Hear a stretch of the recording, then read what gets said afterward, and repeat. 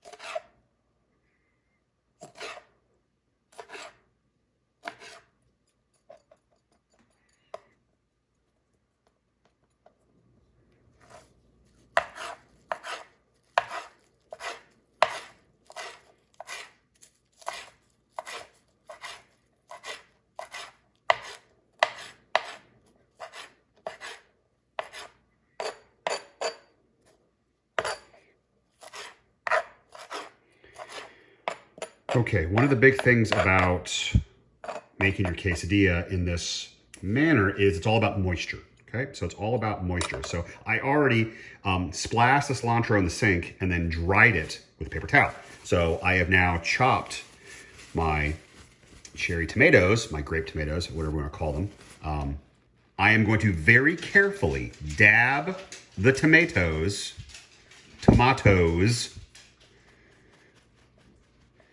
to soak up some of the juice, okay? So I am taking away some juice from the center, from the insides of my tomatoes. So I am not stealing all of the flavor. I'm just taking a little bit of moisture away because it will help the insides of my quesadilla stick together a bit better and be a little less goopy and sloppy. And again, if we got a little piece, we put it back.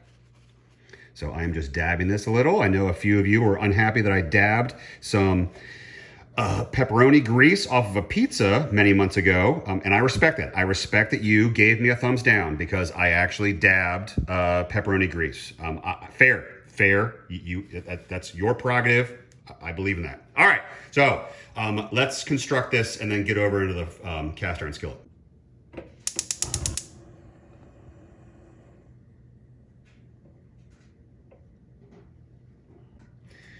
Okay, so I have my meat, and now I need to have my tomatoes, my cilantro. I have already sprayed the inside of both tortillas with a little bit of oil spray because it will help the contents stick to the inside of the tortillas.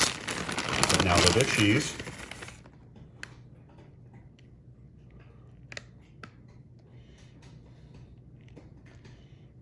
So I leave an edge around the inside for cheese, meat, interior, other items to expand and bleed out a bit. And frankly, I usually try to add a little extra cheese around that edge so that it will combine with the other edge of the tortilla and cause a bit of a seal. Okay, there's a little of that.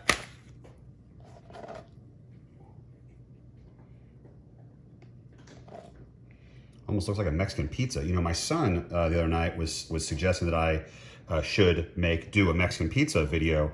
And my comment to him was, I'm just not really a big Mexican pizza fan. I like my Mexican food pretty traditional, and I like my pizza pretty traditional. So, you know, kind of merging the two, and I'm cool with fusion cuisine, but I don't know. I like my pizza, and I like my Mexican, and I like them to live in their own, I like them to be in their lanes for the most part, and there's always going to be some exceptions to that rule, but again, this looks absolutely beautiful, so I may have just convinced myself that I'm a moron, and that I'm an idiot, and that I should not completely disclude a Mexican pizza as an option to do a video. I mean, duh, why not? Okay, that looks amazing. So this isn't mine. I'm preparing this for somebody else in my household. So this person is getting quite a fun, neat meal. And you can hear my dog in the background being a complete freak for whatever reason. Thank you, Ruby, so much. Goodness. All right, let's get this bad boy over into the skillet. All right, I've busted out my gigantic spatula where I'm going to try to transfer. Oh, no, that'll work. All right, I'm transferring my quesadilla to my cast iron skillet. I turn my heat way down. And frankly, now all I'm going to do is I'm going to touch the edges to encourage a seal to occur with the cheese and my tortilla. All right, so we'll come back in a second.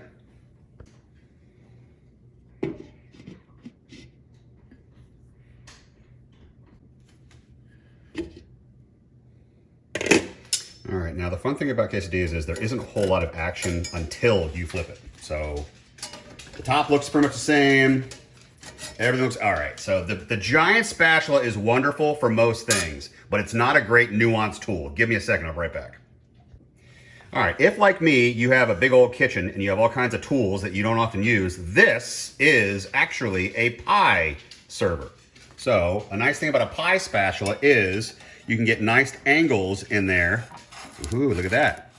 All right, nice. Okay, so I'm just trying to separate a little bit. Awesome. Okay, so now what I'm gonna do is I'm actually gonna lift myself up a little bit with my pie spatula, and now I'm gonna grab my giant spatula, and now I'm gonna do the ever so careful scary flip. And voila. All right, so now I have a rather successful flip. Nothing flew out. My tacking on edges worked pretty good, actually. Nice and crispy. All right, quick little, now I'm gonna cover and then we'll come back in about 5 minutes. All right, how are we doing? All right, hear that?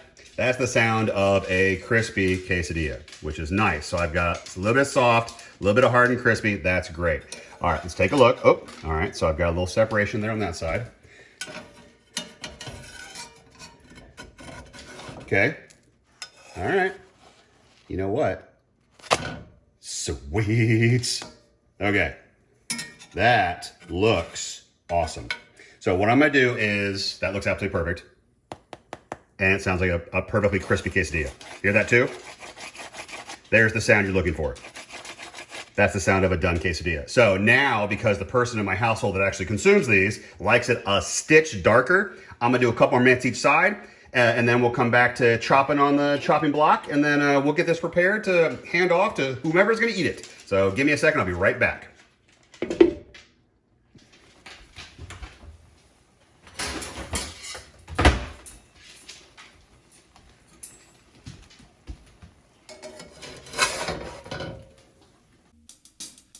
Broken